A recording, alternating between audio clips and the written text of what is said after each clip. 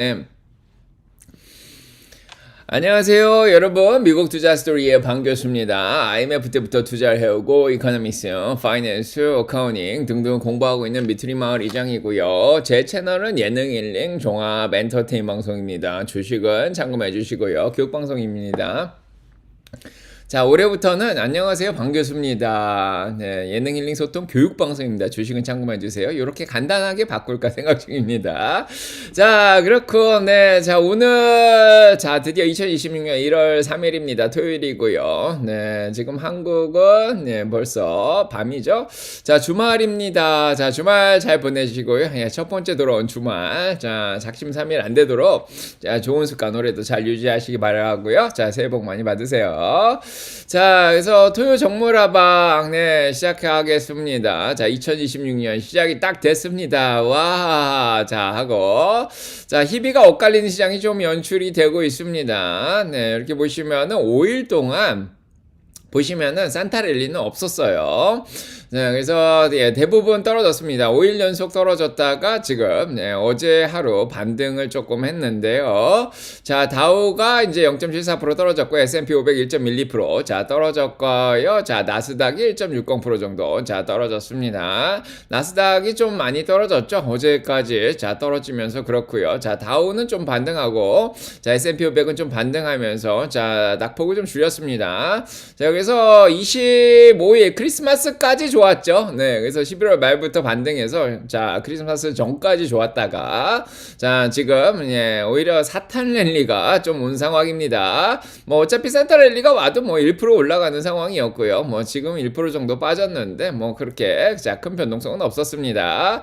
자, 오히려 지금 배당주들이 좀 잘했습니다. 지난주에 이제 돈이 갈 데가 없는데 배당주가 작년에 1%밖에 못 올랐죠. 네, 그 다음에 배당도 많이 주진 않았습니다. 그냥 많이 올라와서 돈이 배당주로 가는 게 아니냐 이런 얘기도 좀 했었는데 배당주가 의외로 조금 잘 선전을 하고 있습니다. 작년에 마이너스였던 UNH가 좀 올라가고 이런 배당주들이 어제 좀 올라가는 모습을 좀 보여줬죠.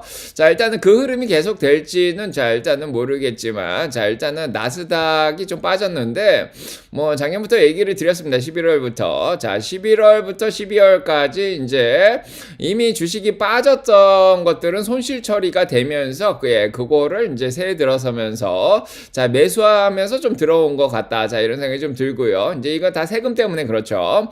자, 오히려 12월까지 잘 올랐던 주식들, 수익 실현이 안 됐던 주식들이 쭉 빠져나와서 빅텍들이 좀 많이 빠졌죠. 그래서 이제 새해가 시작하니까 기관들이 기관에 일하시는 분들이 이제 돌아왔겠죠. 휴가 끝나고 돌아오면서 수익 실현 좀 한 게 아닌가 이런 생각이 듭니다. 그래서 빅텍이 제일 많이 빠졌고요. 자, 오히려 이제 작년에 조금 많이 빠졌던 것들이 좀 반등을 하면서 다우하고 중소형주들 좀 많이 올라왔습니다. 자, 이미 4분기에 빠졌던 것들은 지금 새해 시작하면서 그렇게 많이 영향을 받진 않았습니다. 자, 이렇게 보시면 알겠지만 새해 딱 들어서니까 마이크로소프트, 애플, 아마존, 테슬라, 메타, 넷플릭스, 그리고 많은 소프트웨어 주식들, 팔란티어, 크라우드 스트라이커. 그래서 연말까지도 분위기 굉장히 좋았죠. 수익 실현이 거의 없었던 상황이고, 내부자들까지 주식을 좀 팔면서 주가가 좀 떨어졌습니다. 작년 4분기에 좀 힘들었던 엔비디아는 잘 버텼습니다. 오히려 170불로 한 두 번 내려갔다 왔죠. 브로드컴도 한참 떨어졌다가 좀 올라온 상황이고, 자, AMD도 한참 조정 받았었죠. 4분기에 마이크론 테크놀로지 워낙 실적이 잘 나왔고, 자, 인텔도 올라왔고요. 그래서 반도체들을 좀 반등을 하고요. 자, 은행주들은 실적이 얼마 안 남았기 때문에 올라오고 있고요. 은행주들도 조금 조정을 받았습니다. 제약주들도 좀 쉬고 있었죠. 제약주들 좀 올라오고 있고요. 산업재들, 특히 CES가 이제 오면서 이 로봇 산업들, 군사기업들, 이런 것들 산업재들이 좀 올라왔습니다. 그래서 반도체하고 산업재들, 그냥 은행주, 제약주, 에너지주도 여전히 잘 하고 있는 상황이죠. 자, 그 다음에 이제 작년에 많이 빠졌던 UNH라든지 홈디포, 이런 것들 좀 반등하고 좀 올라왔습니다. 자, 이런 상황이고요. 일단은 네, 어제 분위기가 좀 바뀌어진 이유 중에 하나는 이제 10년물 채권 금리가 좀 올라와서 그렇습니다. 4.18까지 올라왔어요. 자, 4까지 내려갔다가 금리가 수요일하고 금요일에 걸쳐서 두 번 정도 뛰면서 4.18까지 올라오면서 자, 10년물 채권 금리가 소비자들이 쓰는 뭐 이런 카드이자라든지 대출이자하고 가장 자, 밀접한 연관이 있는 그런 금리입니다. 이 금리가 지금 4.18%죠. 뭐 기준 금리가 지금 한 3.4 5 정도까지 지금 보고 있는 상황인데 2년물이 지금 10년물이 4.18입니다. 소비자들이 지금 금리를 4% 이상을 주고 있다는 거예요. 뭐 6%, 8%, 10%까지 주고 있는 상황이 있습니다. 신용 등급에 따라 좀 틀린데 요 금리가 좀 올라오니까 좀 불안하죠. 그래서 미래 가치를 현재 가치로 환산할 때 좀 영향을 받는 게 금리가 좀 올라오면은 자, 기술주들이 좀 영향을 받습니다. 자, 그래서 어제 소프트웨어 기술주들이 조금 영향을 받았고요. 당연히 세금 목적상 수익 실현도 좀 일어났다 이런 생각이 좀 듭니다. 자, 여기에다가 일단은 이게 금리가 왜 올라왔냐? 수요일날 나온 실업상 청구 건수가 줄었습니다. 계속해서 청구한 사람들이 조금 줄어들면서 생각보다 금리를 빨리 내리진 않겠네. 자, 1월 3월이 아니라 4월달 정도나 금리를 내릴 수 있겠나 이렇게 생각을 해서 금리가 올라온 거고요. 자, 원래 ISM에서 나온 제조 PMI가 중요한데 어제 S&P에서 나온 제조 PMI도 나왔습니다. 자, 여기 수요일날 나오면서 경기가 아직은 50위네. 자, 위축 국면이 아니네. 뭐 아직은 괜찮다. 자, 이런 생각과 함께 금리가 조금 올라왔습니다. 당연히 10년물 채권 금리는 이유가 하나 더 있죠. 그래서 채권 금리 움직이는 건 이유가 되게 많은데 정부의 부채 문제도 조금씩 불거지고 있습니다. 장기물 쪽에 채권을 더 발행을 할 수 없는 그런 상황까지 지금 오고 있는 상황이죠.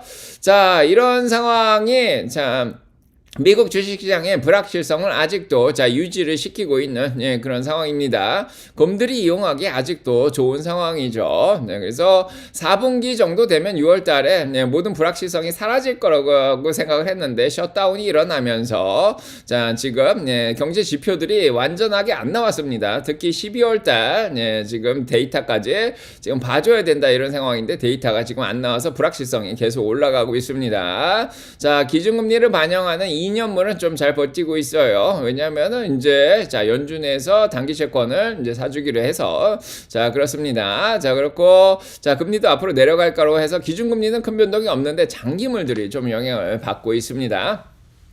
자, 그게 이제 기술주들에 좀 영향을 미친 상황이고요. 자, S&P 500 보시면 알겠지만은 15일 이동평균선이 살짝 깨져 있는 그런 상황인데 어제 좀 반등을 하긴 했는데 자, 완전하게 회복을 하지 못했습니다. 자, 15일 이동평균선에 딱 걸쳐가지고 지금 RSI도 50이죠. 딱 중간에서 어디로 갈지 지금 자, 위로 올라갈 수도 있고 아래로 내려갈 수 있는 그런 상황인데요. 자, 기술주들이 이제 다음 주부터 조금 다시 반등을 해주면 그러니까 수익 실현해서 팔았다가 다시 사면 되는 거죠. 가격이 싸다 생각하면. 근데 아직 가격이 매력적이지 않고 조금 더 빼야겠다 생각하면은 이게 과열기를 더 빼서 50일까지 밀고 내려갈 수도 있습니다. 자, 피어 앤 그리드가 45까지 중리까지 일단은 자, 내려와 있는 상황이고요. 아직 공포 기간으로 들어가진 않았습니다. 자, 그래서 어제 빅텍들 수익 실현을 하면서 얘들을 조금 더 빼도 되겠다. 1월 말에 실적 발표가 있기 때문에 앞으로 한 4주는 남았지 않나. 실적 발표도 은행주도 제약주들 먼저 시작하지. 자, 성장주들은 실적 발표를 안 하니까 얘들을 지금부터 쭉 빼버리면은 1월 넷째 주 정도에 실적 발표할 때쯤 사면은 굉장히 지금 수익 실현도 한 상황에서 싸게 살 수가 있지 않겠냐 이런 생각도 좀 할 것 같아요. 자, 그래서 그건 제 내피셜이긴 한데 자, 일단은 여기서 피어로 다시 들어갈 가능성도 뭐 배제할 수는 없는 자, 그런 상황입니다. 자, 이런 상황이고 빅스는 일단은 안정적인데 자, 어제부터 약간씩 불안감을 좀 보여주고 있죠. 15일을 잠깐 올라갔다 내려왔습니다. 자, 아직은 5일동평선 위에 떠 있기 때문에 완전히 좋은 것도 아니고요. 지금 올라오려고 지금 하고 있어요. 15일을 뚫고 올라오려고 어제 한번 뚫었는데 자, 오늘 한번 다음 주에 한번 더 뚫어주면 변동성이 올라가겠죠. 자, 이게 자, 1월 말까지 변동성을 올릴 가능성도 있습니다. 자, 곰들이 가만히 있을 곰들이 아니죠. 자, 다시 한번 얘기해주지만 곰들은 공매도 세력인데 자, 헤지펀드들이 뭐 1000개가 넘습니다. 월가 쪽에. 자, 어마어마한 1, 2불이 아니죠. 그래서 뭐 수십억 달러씩 자, 공매도를 칩니다. 자, 그래서 곰들도 2026년에 수익을 내야 되기 때문에 일단은 어느 쪽을 공매도를 쳐야지 지금 수익을 낼까를 고민을 많이 했을 거예요. 자, 시작하니까 일단 빅텍들을 치고 들어왔다. 자, 이런 생각이 좀 듭니다. 자, 그래서 지난주에 2026년 전망을 얘기하면서 8가지 위험에 대해서 충분히 얘기를 드렸습니다. 올해는 이 8가지 위험이 들어오나 안 들어오나가 제일 중요해요. 그래서 일단은 제일 중요한 게 경기가 너무 과열돼서 금리를 못 내리는 상황, 물가가 올라가서 금리를 못 내리는 상황이 오냐, 아니면은 경기가 너무 침체돼서 너무 힘든 상황이 오냐. 자, 이런 위험이 있는 거죠. 쌍방 위험이 있습니다. 연준도 계속 얘기하지만은 자, 리스크는 두 군데예요. 물가가 올라갈 위험, 그 다음에 경기가 침체될 위험. 이렇게 되면 스태그플레이션인데 지금은 골디락스 상태라고 이렇게 얘기를 하죠. 연준의 입장은 골디락스입니다. 그래서 JP모건은 침체 확률이 35%인데 아무도 지금 침체가 올 거라고 생각을 하고 있진 않아요. 근데 침체가 올 가능성도 있습니다. 35%. 아니면 물가가 다시 올라갈 수도 있고요. 딱 중간에 머물러 있어야 되는데, 자, 이 소프트 랜딩으로 가게 될지. 자, 일단 곰들이 이용하기에는 아직 데이터가 안 나와서 다음 주 금요일까지 기다려야 되는데, 그게 지금 곰들이 이용하기 딱 좋은 상황입니다. 자, 불확실성이에요. 경제지표가 안 나오고 아직은, 그 다음에 실적 발표도 안 난 상황에서 곰들이 얼마든지 흔들 수 있는 시장이죠.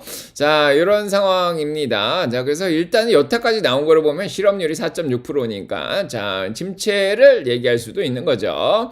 자, 비농업 부분 고용도 전반적으로 지금 떨어져 있는 그런 상황이죠. 자, 이런 것들 이용할 수 있습니다. 그 다음에 이제 두 번째로 얘기할 수는 있지만은, 지금, 그거는 일단 다음 주까지 좀 더 기다려야 되는 상황이고요. 두 번째로는 엘리베이티드 밸류에이션이죠. 밸류에이션이 너무 높습니다, 지금. 이거 빼고 가야 된다고 작년부터 계속 얘기 드렸죠. 11월부터도 계속 얘기 드렸습니다. 자, 밸류에이션이 너무 높아요. 그래서 S&P 500을 이제 어떤 기관에서 계산하냐가 이제 굉장히 중요한데, 포워드 PE 레이쇼, 내년도, 올해죠. 자, 올해 포워드 PE 레이쇼가 23.1까지 올라온 상황이에요. 자, 여기 5년 평균이 20이란 말이에요. 자, 이만큼 밸류에이션이 높은 상황이에요. 자, 지금 조금 과열된 그런 상황입니다. 자, 이게 뭐 버블은 아닌데 카푸치노 거품처럼 조금 밸류에이션이 높아요. 고평가되어 있습니다. 주식시장에. 자, 이러다 보니까 요거를 빼야죠. 자, 뭐 굳이 많이 안 빼도 되는데 적당히는 일단은 빼야 됩니다. 작년에는 계속해서 4월에 쭉 뺐다가 뭐 이렇게 6월이라든지 7월이라든지 뭐 이러한 전쟁도 있었죠. 그 다음에 이제 뭐 10월, 11월 이렇게 좀 빼긴 했는데 시원하게 못 뺀 그런 상황이에요. 자, 그래서 어디서 계산하냐가 중요한데 뭐 팩트셋은 21.8로 보고 있고요. 그렇더라도 뭐 여전히 이 정도의 거품이 껴 있습니다. 자, 요거를 빼야죠. 자, 지난 12개월도 27.9입니다. 5년 평균 25, 10년 평균 22보다 높죠. 자, 요만큼이 있습니다. 자, 요거를 언제 뺄지는 확실치는 않지만 그래도 빼고 가야 되는 그런 상황입니다. 자, 일단은 지금 수익 실현을 하면은 내년도 세금을 내죠. 자, 올해 손실이 나더라도 그럼에도 불구하고 내년에 세금을 좀 적게 낼 수 있는 그런 상황이죠. 자, 이렇게 보시면 되고요. 그래서 지금 가장 유력한 게 IT 쪽의 밸류에이션이 제일 높아요. 그래서 IT 쪽은 26.5 정도 됩니다. S&P 500이 지금 뭐 22, 23이고, 자, 5년 평균이 20이라고 보면은, 자, 좀 높죠? 많이 높습니다. 그래서 IT 쪽을, 아니면 커뮤니케이션 쪽이라든지, 자, 요쪽이 S&P 500보다 밸류에이션이 좀 높아요. 26.5면 높습니다. 뭐 25까지는 가져갈 수 있어요. IT니까. 그런데 26.5는 좀 높다. 이렇게 자 생각을 해요. 자, 애플이라든지 마이크로소프트가 매년 성장률이 10%밖에 안 되는데 이제 25, 26씩 막 가져가기가 좀 그렇죠. 물론 엔비디아 같은 데는 50 가져가도 됩니다. 내년도 성장도 잘 하니까. 자, 성장을 잘하는 기업은 좀 높게 가져가지만은 성장을 못하는 기업들이 이렇게 뭐 좀 둔화되죠.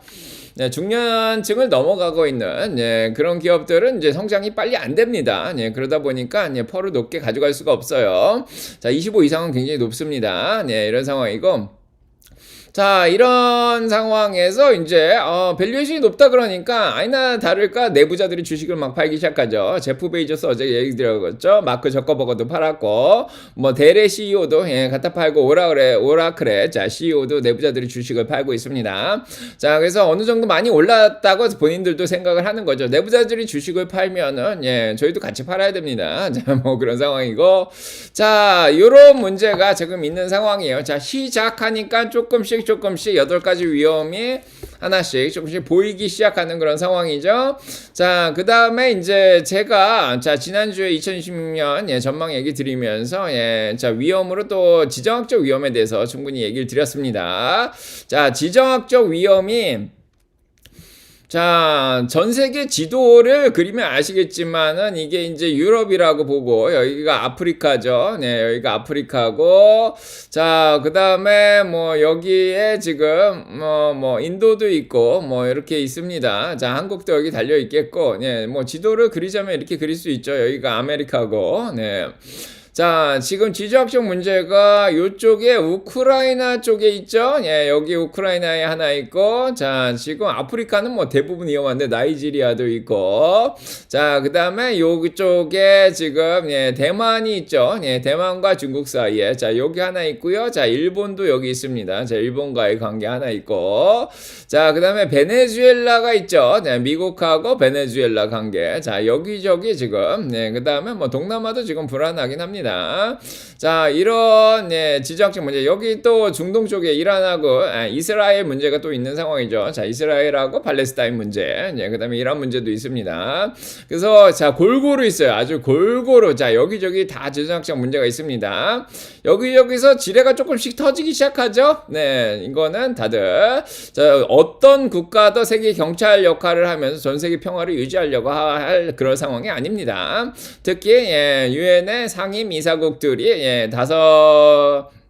얘네 안전보장 이상의 상임 이사국 5개 국가가 비토권이 있는데, 자, 얘들이 지금 러시아가 문제를 일으키고 중국이 문제를 일으키고 미국이 문제를 일으키니까 막을 방법이 없어요. 이게 자, 막을 방법이 없습니다.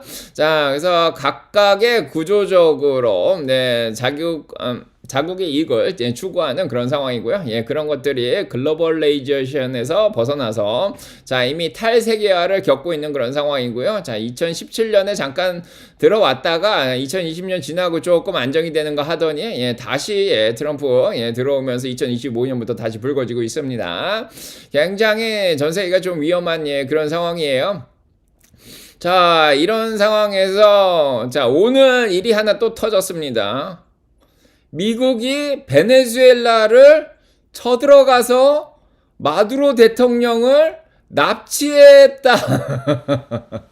와, 국제법 위반이죠. 국제법이라는 건 없습니다. 이제는 진짜 제가 국제법 전공인데 뭐 국제법, 국제거래법, 국제경제법 뭐 다 다루긴 하지만은 국제정치도 당연히 다르죠. 네, 지금 미국이 베네수엘라를 쳐들어가서 얼마 전에 미국이 이란에 폭격을 가했죠. 핵무기 시설을 폭격한다고 비행기 보내서 자, 나라의 주권이라는 건 이제 무시되기 시작했습니다. 거기까지는 이해가 됐어요. 핵무기니까. 이번에는 베네수엘라라는 나라를 들어가 가지고 그 나라의 대통령을 납치했어. 이거 뭐 이러면은 뭐 다 뭐 미국이 저러는데 우리도 가능하겠지. 러시아가 뭐 우크라이나 뭐 더 나가서 폴란드 뭐 계속 밀고 나가도 되겠네. 이제 시간도 좀 벌었으니까. 그다음에 뭐 중국은 무슨 생각을 할까요? 중국 우리도 우리도 대만 들어가서 대만 총통 납치해 올까? 야, 이거 뭐 말세입니다, 말세. 뭐 좋은 역할도 있긴 하지만, 어차피 자, 뭐, 예, 미국의 국익을 생각하면 여기가 러시아고요. 자, 러시아의 남미 쪽에서 유일하게 러시아 편을 들고 있는 게 베네수엘라였죠. 그래서 베네수엘라가 봉쇄를 당하고 있고, 당연히 큐바도 있습니다. 공산주의 국가 큐바도 있어요. 자, 그래서 베네수엘라, 큐바가 턱 밑에 있으면서 조금, 예, 미국이 안보를 위협하는데, 쿠바는 이미 뭐, 예, 힘이 없는 그런 상황이고요. 베네수엘라가 그나마 잘 버티고 있고, 세계에서 기름이 제일 많은 나라죠, 베네수엘라. 자, 그러니까 여기를 봉쇄하는데, 자, 요게 이제 풀리게 되면 기름값이 좀 떨어지기도 합니다. 자, 그래요. 자, 이렇게 보시면 알겠고요. 네. 자, 이렇게 보시면 알겠지만은, 네, 한번 보여드리겠습니다.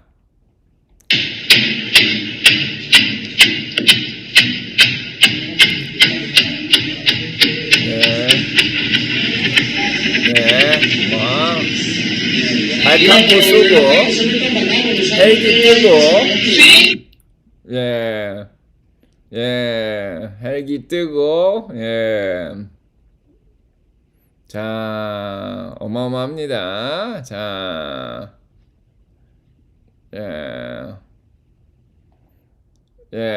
자, 북한도 들어가서, 김정은도 잡아올래나? 자, 뭐, 그럴 가능성이 있습니다. 자, 미국의 제목 보면 큰일 나요. 자, 베네수엘라에 들어가서, 자, 니콜라스, 자, 마두로를 체포했다. 아내도 데려왔다. 자, 남편과 아내, 자, 둘 다 잡아서 미국으로 데려왔습니다. 네.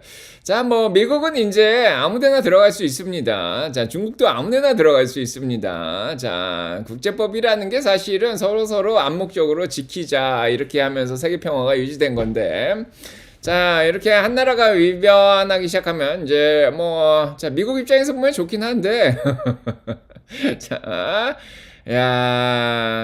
자, 이런 상황이에요. 자, 강자들은 중국한테는 어떻게 못하죠. 근데 약자들은 이제 계속 당하는 시대가 오고 있습니다. 자, 한국도 국력을 계속 키워야 돼요. 자, 중국이 들어올지, 뭐, 미국이 들어올지. 자, 아무튼. 자, 그런 상황이고요. 자, 이러니까 이제 러시아 쪽이나, 자, 콜롬비아 쪽에서, 자, 유엔의 안전보장이사회 소집을, 자, 요청을 했습니다. 자, 유엔에서 이제 대처를 해야 된다. 자, 러시아가 미국을 비난했습니다. 네, 그러면서, 자, 지금 러시아 쪽에서는 오늘 아침 미국이, 자, Armed Aggression Against Venezuela, 자, 유엔 헌장 2조 사항입니다. 자, 국제법상 무력행사, 자위권을 발행하지 않는 이상, 뭐 예방적 자위권도 있습니다. 뭐 자위권을 발행할 상황은 아니에요. 국제법 위반 맞습니다. 자, 베네수엘라를 향해서, 네, armed aggression, 네, 무력적 공격 행위를 했다. 자, 이거는 정말, 뭐 걱정이 될 만한 그런 상황이고 비난할 만한 상황이다. 자, 이렇게 얘기했습니다. 자, 근데 러시아가 이런 말 할 입장은 아니죠. 우크라이나. 자, 내로남불인가요? 자, 자, 내로남불인가요? 자, 내가 하면 로맨스고 남이 하면 불륜인가요? 자, 러시아, 우크라이나 들어가서 미사일 공격하고 뭐 민간인 학살하고 뭐 등등 다 했죠. 네. 자, 비난할 만한 상황 아닙니다. 자, 근데 유엔이 역할을 못한다는 게 좀 안타까워요. 자, 러시아도 유엔 헌장 2조상, 자, 미국도 2조상 다 위반했습니다. 중국도 위반을 할까요? 네. 자, 이런 상황. 자, 내로남불이 한자어라고 생각하시는 분들도 있더라고요. 자, 내가 하면 로맨스, 남이 하면 불륜. 자, 아무튼, 자, 이렇습니다. 자, 유엔이 역할을 해줘야 되는데, 자, 안타깝습니다. 국제법이 더 이상 역할을 못한다는 게. 국제경제법도 마찬가지죠. WTO를 무시하고, 자, 미국에서 뭐 슈퍼 301조 뿐만 아니라 이번에, 자, 상호관세 같은 거 매기면서, 이제 국제경제법도 무너졌습니다. 자, 일단 이런 상황이고, 자, 일단은 유조선들이 못 나오죠. 네, 유조선도 막고 있고, 자, 그래서 지정학적 위험 계속되고 있습니다. 두 번째예요, 두 번째. 자, 두 번째는 이란이에요. 아, 이란도 터져요. 이란에서 지금 이란의 봄이 다시 오고 있습니다. 1980년. 자, 이란의 이제 왕조죠. 이란 왕조가 이제 여기 미국 대사관도 있었고요. 이란이 1980년까지는 여성분들이 이제 스카프도 안 하고, 히잡도 안 하고, 굉장히 자유로운 그런 국가였어요. 그런 국가였는데, 자, 이란의 혁명이 일어나면서, 미국의 기업들을 다 이제 국유화하고, 미국의 대사관 침공하고, 그래서 쳐들어가가지고 다 쫓아내고, 자, 그런 일들이 있었습니다. 그때부터 지금 2026년까지, 어떻게 보면 한 45년이죠? 자, 45년 동안, 지금 이란 이슬람익 공화국이 형성이 되면서 그때부터 여성 인권이 이제 많이 탄압이 되고 다들 히잡 쓰고 다니고 뭐 그런 일이 있었습니다. 자, 미국이 들어가서 이번에 이란의 핵시설을 그냥 갖다 폭격을 해가지고 다 막아버렸죠, 터널 입구를. 자, 그랬는데요. 그러다 보니까 전쟁이 일어날 것 같고 이러니까 미국이 독려를 했는지 모르겠는데, 자, 지금 이란에서 또 데모가 일어나고 있습니다. 어제부터 지금 이란이 굉장히 불안해요. 자, 낮에 시작됐는데요. 자, 이란의 사람들이 들고 일어났습니다. 자, 처음엔 평화적으로 걸어 다녔는데 밤이 되니까 점점 심각해졌어요.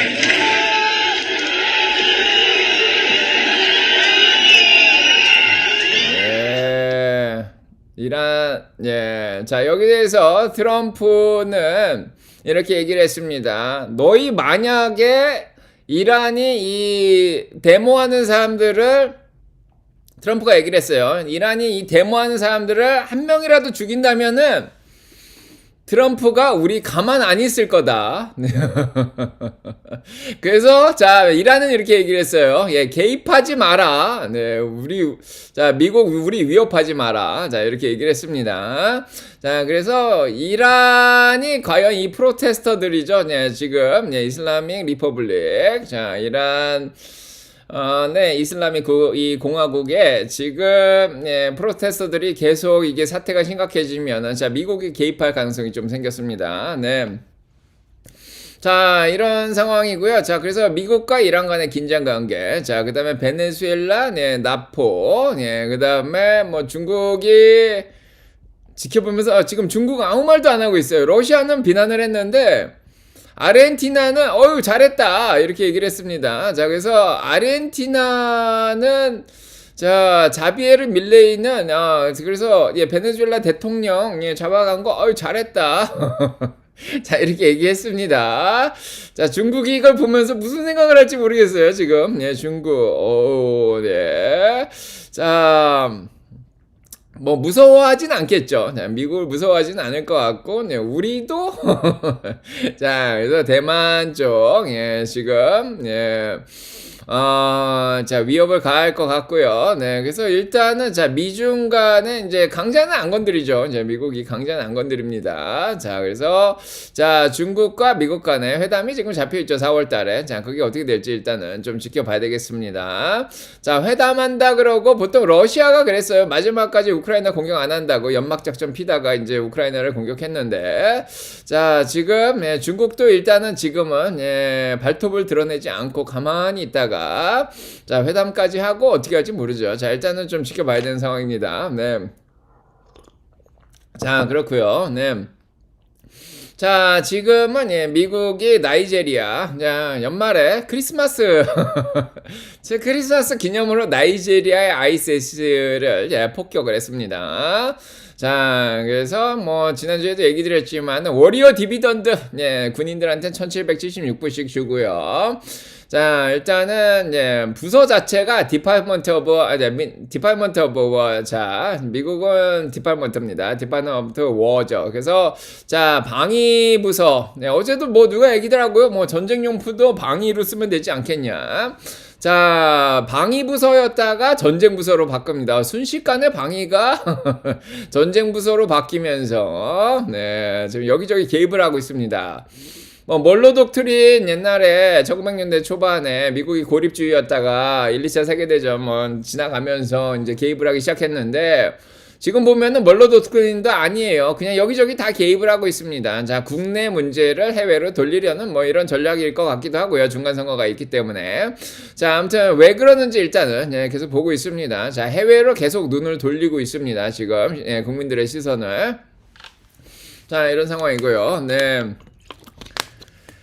자, 이러다 보니까 금값이 많이 올라와 있어요. 자, 금이 계속 올라가겠죠. 4,345불, 4,500 위로 올라갔다가 지금 뭐 이미 많이 올라온 상태라 일단은 멈춰 있는 상황인데, 자, 금값이 불안한 그런 상황입니다. 근데 금만 올라가면 상관은 없어요.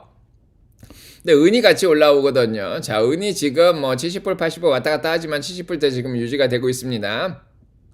지난주에 얘기 드렸지만 금이 너무 많이 올라온 거 아니냐 그런 얘기를 드렸는데 자 아니나 다를까 금은이 조금 떨어졌어요. 그래서 여기를 더 일단은 더 들어가진 않는데 자 지금 베네수엘라 사태 때문에 이게 다시 올라갈 가능성도 자 있습니다. 좀 빼면은 좀 과열기를 뺐기 때문에 다시 올릴 가능성이 있습니다. 자 달러 가치 자 미국의 시위가 많이 떨어지다 보니까 전 세계에서 달러 보유량을 많이 줄여 나가고 있습니다. 기관들도 많이 줄인 상황이고요. 자 그래서 2020년 2021년에 90까지 내려간 적이 있죠. 달러 가치가 2018년에도 그 정도 내려간 적이 있습니다. 트럼프 때 달러 가치가 90까지 내려간 적이 있어요. 자 이번에도 90까지 내려갈까요? 요거를 막아내려고 지니어스 법안 통과시켜서 이제 스테이블 코인을 만들었죠. 스테이블 코인이 이제 달러 기반으로 하게끔 USDT, USDC. 자 그래서 지금 막고 있습니다. 뭐 더 떨어질지는 좀 지켜봐야 되는데 그래도 지금은 일단은 안정적입니다. 그래도 달러 가치가 거의 110 위에까지도 올라갔다가 지금은 98까지 많이 떨어진 상황이에요. 자 미국의 패권적 질서가 이제 좀 약화되는 게 좀 보여지죠. 자 트럼프 때 달러 가치가 가장 바닥까지 떨어졌었습니다. 자 이번에도 그런 현상이 일어나고 있고요. 자 그러다 보니까 위안화가 가치가 계속 올라가요. 그래서 1달러당 위안이 7불선을 뚫고 내려왔습니다. 이게 가치가 올라간다는 거예요. 자, 위안화 가치가 떨어졌다가, 자, 중국이 침체를 좀 겪었잖아요. 뭐, 헝다 사태라든지 많은 걸 겪어가지고 굉장히 안 좋았는데, 오히려 달러 대비해가지고 위안화가 가치가 올라가고 있어요. 엔화는 또 가치가 떨어졌는데, 자, 그래서 세계의 패권 질서 변화를 반영하면서 달러 가치가 많이, 자, 떨어져 있습니다. 자, 그렇고요.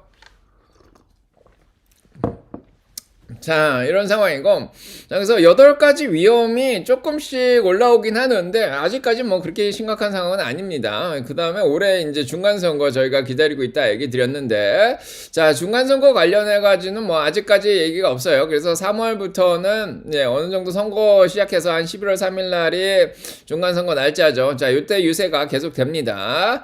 자 그래서 중간선거 관련해서 위험은 없는데 이 위험이 여기서 좀 나왔나요? 자 일론 머스크가 다치로 1월부터 4월까지 테슬라 주가가 많이 흔들렸죠.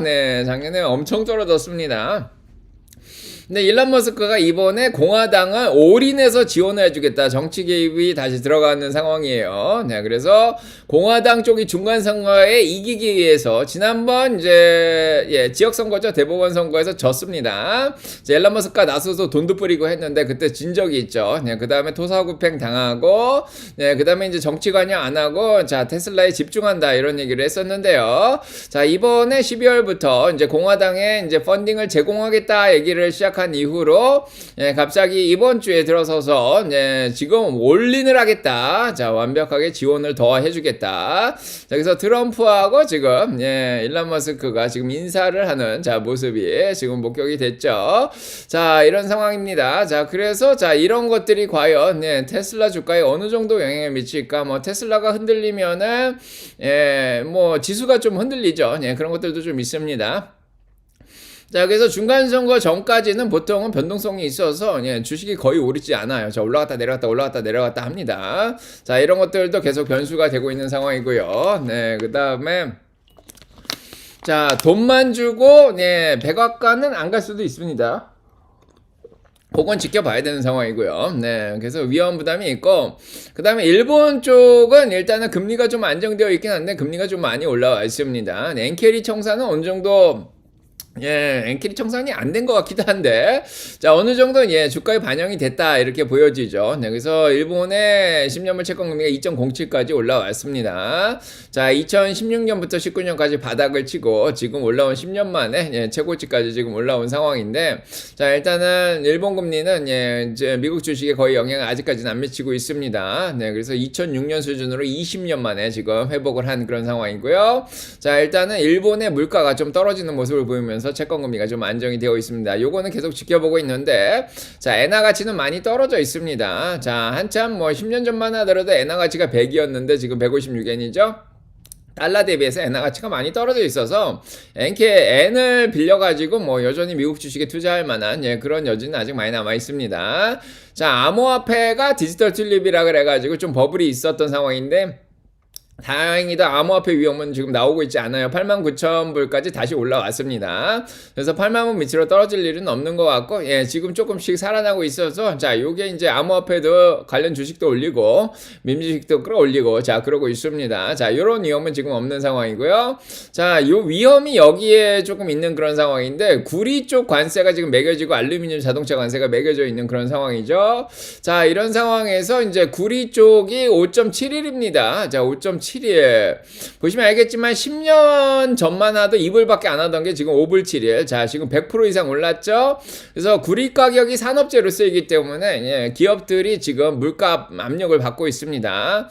안 그래도 이제 여기저기 전쟁 터지고 탈세계화가 되면서 공급망이 무너지면서 지금 물가가 많이 올라왔어요. 자국에서 이렇게 생산을 할 수 있는 국가가 별로 없어요. 다 중국이나 동남아에서 생산을 하고 있는 그런 상황이라서 남미 쪽이 브라질 이런 데서 생산을 하나요? 그것 빼고는 없기 때문에 지금 공급망이 무너지면 큰일 납니다. 근데 지금 공급망이 무너졌어요. 관세나 이런 문제로 인해서. 자, 구리 가격이 지금 많이 올라오고 있어요. 자, 이거 조금 위험하죠. 자, 플래티넘도 공업용으로 많이 쓰입니다. 자, 요거도 얼마 전까지만 해도 1불이었는데 지금 2불대까지 올라왔어요. 거의 100% 이상 올라온 그런 상황이고요. 은 올라온 거 얘기 드렸죠. 자, 얼마 전까지만 해도 한 20불도 안 되던 게 71불까지 지금 3배가 올라왔습니다. 테슬라도 실버 쓰죠. 구리도 쓰고, 당연히 플래티넘도 씁니다. 이런 것들 올라온 거 지금 불안하고, 알루미늄 가격이 다시 올라오기 시작했어요. 갑자기. 자, 2불대 하던 게 지금 3불대까지 50% 이상 올라왔습니다. 관세 매겨졌죠. 자, 이런 것들이 지금 불안 요소로 계속 작용을 하고 있습니다. 자, 이런 상황 속에서 국가 부채 문제가 계속 나오죠. 35조 달러였어요. 2024년. 근데 지금 2년 만에, 자, 지금 어떻게 보면 1년이죠. 1년 반 만에 35조 달러가 지금 38조 달러를 넘어가고 있습니다. 국가 부채가. 트럼프가 되고 나서 무슨 관세로 다 해결한다 그러더니 관세 수익이 지금 200조 정도, 20빌리언 정도도 안 되죠 지금.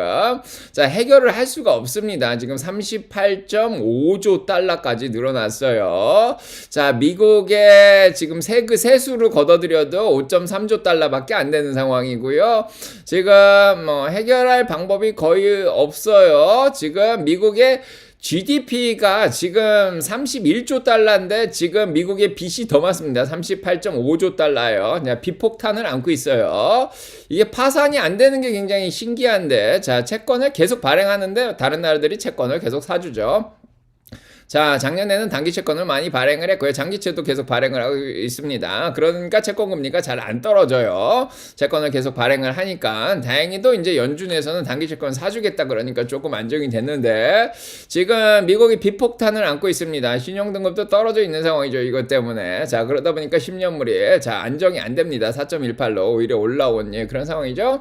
자, 이런 문제 계속되고 있습니다. 자, 이렇게 8가지 위험에 대해서 지난주에 얘기 드렸는데, 그런 문제들이 계속해서 지금 상존하고, 몇 개는 암호화폐라든지 일본 쪽은 크게 영향을 안 미치는데, 지금 딴 쪽은 약간 불안불안해요. 좀 지켜보고 있습니다. 어떤 게 지금 블랙스완으로 작용할지, 자, 이런 거 좀 지켜보고 있고요. 자, 그렇고요. 자, 그래서 공포에 휩싸인 시장 드디어 기회가 왔다. 자, 자, 그래도 저희한테 기회가 있습니다. 그래서 저희가 잘한 게 뭐냐면은 이제 12월 달, 11월 말에 자, 열매를 열심히 땄죠. 네.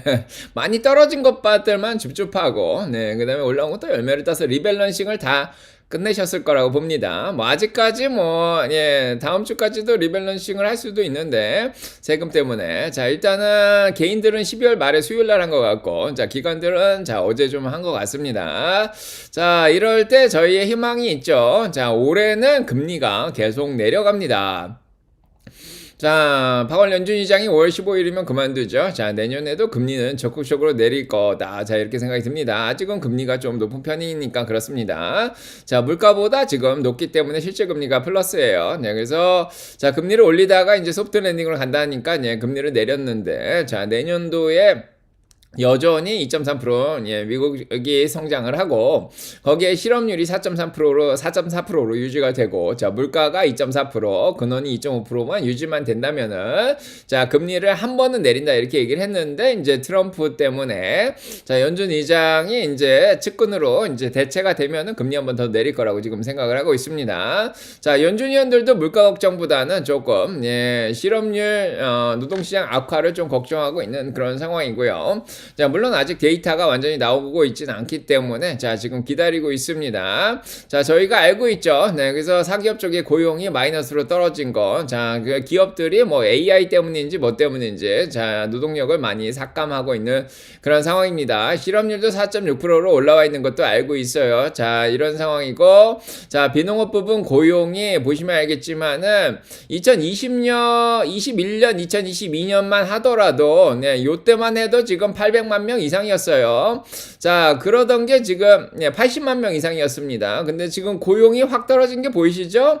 예, 그래서 미국이 고용을 안 하고 있습니다. 사람들이 고용을 안 하면은 고용이 안 되면은 당연히 자, 유효 수요가 떨어지고 경기가 안 좋아집니다. 네, 이거를 어떻게 타개해 나갈지 지금 중요한 상황인데요.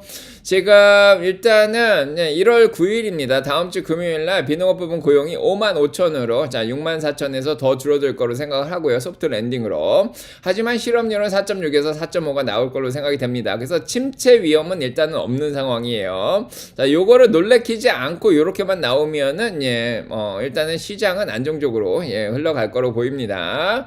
자, 그 다음에 소비자의 자신감도 지금 떨어지고 있는 상황이죠. 네, 그 다음에 미시간의 소비자 심리 보시면 알겠지만 2021년이나 2024년 기준으로 보면은 소비자의 심리가 많이 떨어져 있는 게 보여요. 70 이상이었다가 지금 50대까지 떨어져 있습니다. 자, 미국인들의 심리 안 좋습니다. 네, 특히 중산층 밑은 굉장히 힘든 것 같고 소비자 자신감도 떨어져 있고, 자, 물가도 뭐 소비를 안 하다 보니까 물가 전가가 안 되죠. 2.7%에 자, 머무르고 있고요. 근원 물가 2.6, 그 다음에 PCE 물가는 분기가 한 2.8 정도 되는 상황이고요. 근원도 한 2.9 정도. 자, 2%대 머무르고 있습니다. 스카페 센트 장관은 1에서 3% 정도로 보는 게 낫겠다 이렇게 따지면은 물가가 자, 아직까지는 안정적이기 때문에 금리를 더 내려도 되는 상황입니다. 자, 미국의 ISM 제조업이 더 중요하죠. S&P보다는. 자, 그래서 엊그저께 나온 것보다는 자, 요거 48.2% 이게 더 확실합니다. 요거가 다음 주 월요일 날 나와요. 자, 일단은 50 미침의 위축 국면입니다. 자, 그래서 미국의 경기가 위축되어 있는 상황이고 뉴욕의 제조업이 지금 마이너스인 그런 상황이죠. 자, 그 다음에 필라델피아도 마이너스인 상황이고 리치몬드 버지니아도 마이너스인 상황이에요. 미국 경기 안 좋습니다. 중산층 미층 굉장히 힘들어요. 미국은 지금 K자예요. 빈부격차가 심해지면서 부자들은 뭐 주식하면서 돈이 계속 벌리고, 자, 부동산 들고 있으면서 돈이 벌리는데 중산층 밑은 굉장히 고생을 많이 하는 그런 시기예요. 네, 이러다 보면은 자, 밑에가 무너지면 위에도 무너지죠. 자, 그래서 내구재 주문도 지금 마이너스인 그런 상황이고요. 자, 이런 상황에서 금리를 내려줘야 되는 그런 상황입니다. 자, 그래서 자, 트럼프가 뭐 케빈 하셋을 뽑던, 케빈 월시를 뽑던, 자, 크리스토퍼 월러를 뽑던 금리는 계속해서 내려줘야 되는 그런 상황이고요.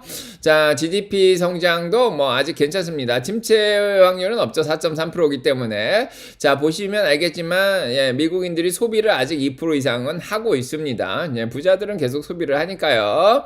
자, 그렇다고 이제 수입이 늘어난 건 아니에요. 수입은 이제 할 만큼 한 것 같고요.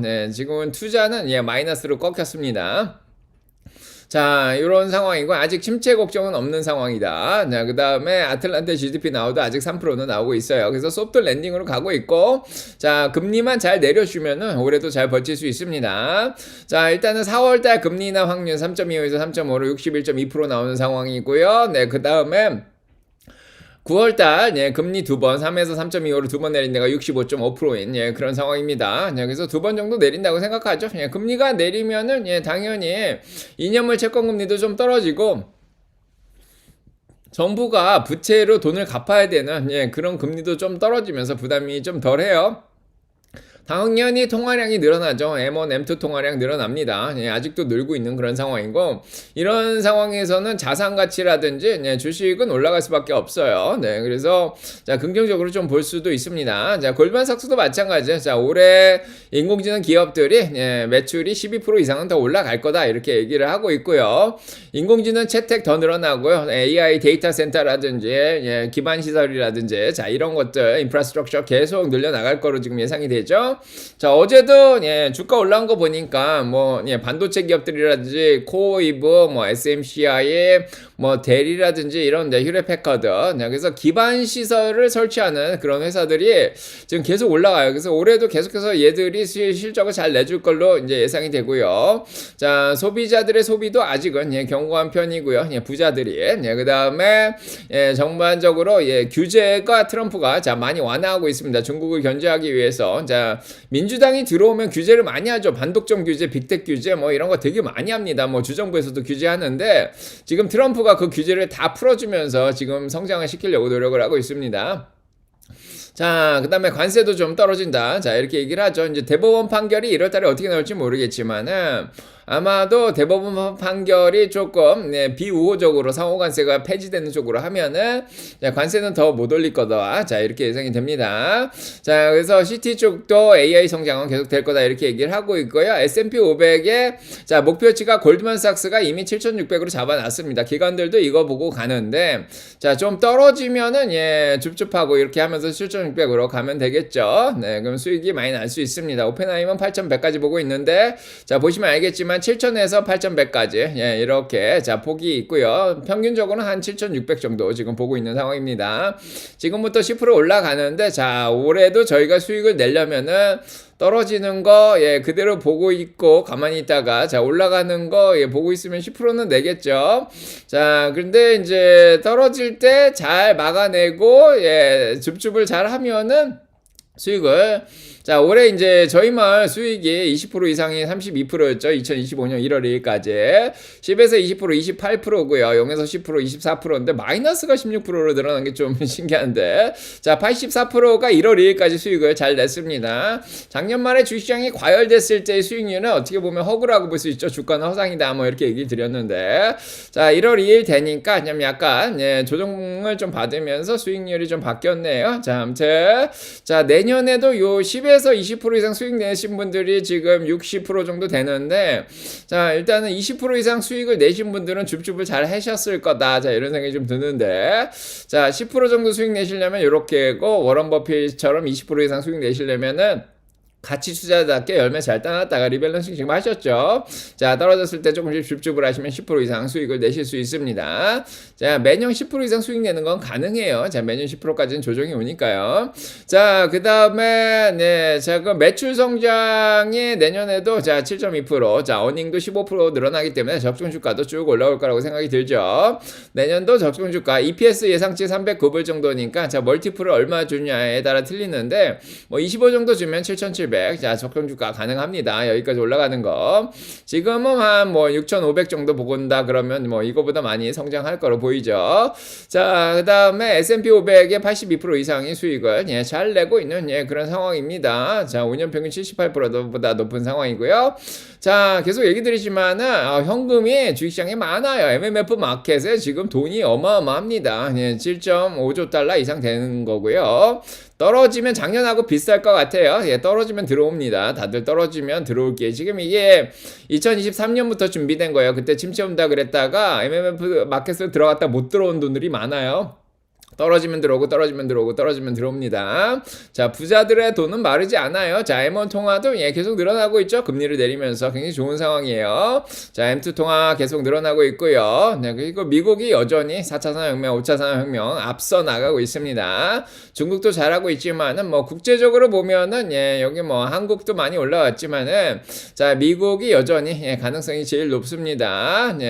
자, 이런 상황 속에서 다시 한번 얘기 드리지만 4차 산업혁명 완성기 2010년대부터 시작됐습니다. 뭐 한 2015년부터 관찰이 됐는데, 뭐 2014년부터 뭐 양자 회사들, 뭐 이제 테슬라도 뭐 2010년대 초반부터 좀 열심히 하기 시작했죠.